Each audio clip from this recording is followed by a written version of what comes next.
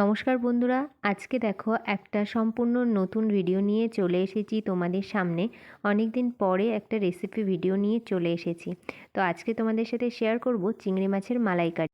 মালাইকারি বানাতে প্রথমেই যেটা লাগবে অবশ্যই চিংড়ি মাছ। এখানে অনেকগুলো চিংড়ি মাছ রয়েছে, সাথে রয়েছে দেখো আদা আর রসুনের পেস্ট, আর এদিকে আছে পেঁয়াজ, মিডিয়াম সাইজের একটা টমেটো, চারমগজ আর 2-4টে কাজু বাদাম একসাথে পেস্ট করা। এখানে রয়েছে নারকেলের দুধ, সাথে একটুখানি মিল্ক পাউডার দিয়ে গুলিয়ে নিয়েছি। আর এখানে ফোড়নের জন্য রয়েছে গোটা গরম মশলা, একটা শুকনো লঙ্কা আর 2টো তেজপাতা। চলো তাহলে রান্নাটা এবার শুরু করে দিই। গ্যাস জেলে এখানে আমি কড়াই গরম করতে বসিয়ে দিয়েছি। এবার দিয়ে দেবো সর্ষের তেল। রান্নাটা আমি সর্ষের তেলেই করছি, তোমরা চাইলে কিন্তু সাদা তেলেও রান্নাটা করতে পারো। আর এখানে তেলটা আমার গরম হয়ে গেছে, একটুখানি হলুদ গুঁড়ো দিয়ে নিলাম, তার কারণ মাছগুলো ভাজবো আর মাছগুলো যাতে না ছিটকায়, তাই জন্যই কিন্তু আগে হলুদ গুঁড়ো দিয়ে নিলাম।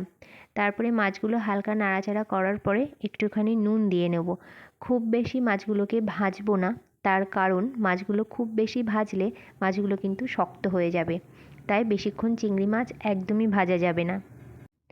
মাছগুলো দেখো আমার ভাজা হয়ে গেছে, এবার আমি নামিয়ে রাখবো, রেখে বাদবাকি রান্নাটা শুরু করব।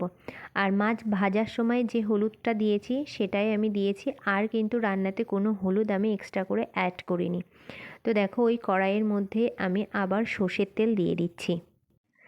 তেলটা ভালো মতো গরম হলে যে ফোড়নটা দেখিয়েছিলাম তোমাদেরকে, গোটা গরম মশলা, শুকনো লঙ্কা আর তেজপাতা, তো সেটাই কিন্তু আমি এখন এখানে ফোড়নে দিয়ে দেব।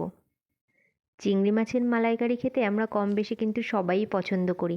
একটা সময়ে আমি একদম নিরামিষভাবেই চিংড়ি মাছ রান্না করতাম, মানে ওর মধ্যে কোনো পেঁয়াজ বা রসুন অ্যাড করতাম না। তবে একটা জায়গায় খাওয়ার পরে এখন থেকে কিন্তু আমি পেঁয়াজ রসুন অ্যাড করি। খেতে কিন্তু দারুণ হয়, নিরামিষটাও খেতে একরকম টেস্ট হয়, আর এই আমিষটা খেতেও কিন্তু খুব সুন্দর হয়। তোমরা কিন্তু অবশ্যই বাড়িতে একবার ট্রাই করে দেখবে। যারা নিরামিষ চিংড়ি মাছের মালাইকারি এতদিন খেয়েছো, তারা অবশ্যই আমিষভাবে একবার কিন্তু ট্রাই করে দেখবে, খেতে কিন্তু সত্যিই খুব সুন্দর হয়। তো যাই হোক, দেখো তোমাদের সাথে কথা বলতে বলতে তেল গরম হয়ে যাওয়ার পরে ফোড়ন তো দিয়ে দিয়েছিলাম আমি। এবার তার মধ্যে আগে থেকে আদা রসুন যেটা পেস্ট করা ছিল, তো সেটা আগে দিয়ে দিয়েছি। দিয়ে একটুখানি হালকা কষিয়ে নিয়ে তারপরে কিন্তু পেঁয়াজ, তারপরে টমেটো, চারমগজ আর কাজু বাদাম যেটা রেখেছিলাম পেস্ট করে, তো সেটাই কিন্তু তারপরে দিয়ে ভালো মতো করে মশলাটাকে সুন্দর করে কষিয়ে নিতে হবে। যতক্ষণ না মশলা থেকে তেল ছেড়ে আসবে ততক্ষণ পর্যন্তই কিন্তু কষাতে হবে। এবার দেখো এখানে আমি আলাদা করে শুকনো লঙ্কার গুঁড়ো অ্যাড করে দিয়েছি।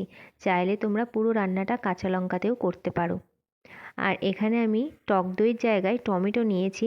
যদি তোমরা টক দই ইউজ করো তাহলে কিন্তু টমেটোটা ইউজ করবে না, তাহলে বেশি টক হয়ে যাবে, সেক্ষেত্রে খেতে কিন্তু একদমই ভালো হবে না। যেহেতু আমার ঘরে এখন টক দই আনা ছিল না, তাই আমি টমেটো দিয়েছি আজকে।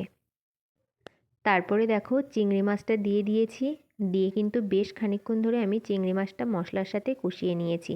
আর দেখো কষানোর পরে ঠিক এরকম দেখতে হয়েছে। এরপরে কিন্তু আমি আস্তে আস্তে করে নারকেলের দুধটা দিয়ে দেবো। যখন আমি নারকেলের দুধটা দেবো তখন কিন্তু একদম গ্যাসের ফ্লেমটা একদমই লো করে দেবো, না হলে কিন্তু দুধটা কেটে যাওয়ার ভয় আছে। আর এখানে আমি পেঁয়াজের সাথে চারমগজ আর কাজু বাদাম একসাথে বেটে নিয়েছি, তোমরা চাইলে কিন্তু ওটা আলাদা আলাদা করেও বেটে নিয়ে তারপরে ইউজ করতে পারো। আর তারপরেই দেখো একটুখানি পরিমাণের মতো চিনি দিয়ে নিলাম, আর নামানোর আগে একটুখানি ঘি আর গরম মশলা দিয়ে কিন্তু আমার রান্নাটা কমপ্লিট করলাম। তো দেখো ফাইনাল লুক দেখতে একদম চিংড়ি মাছের মালাইকারি এরকম হয়েছে, খেতেও কিন্তু দারুণ হয়েছিল।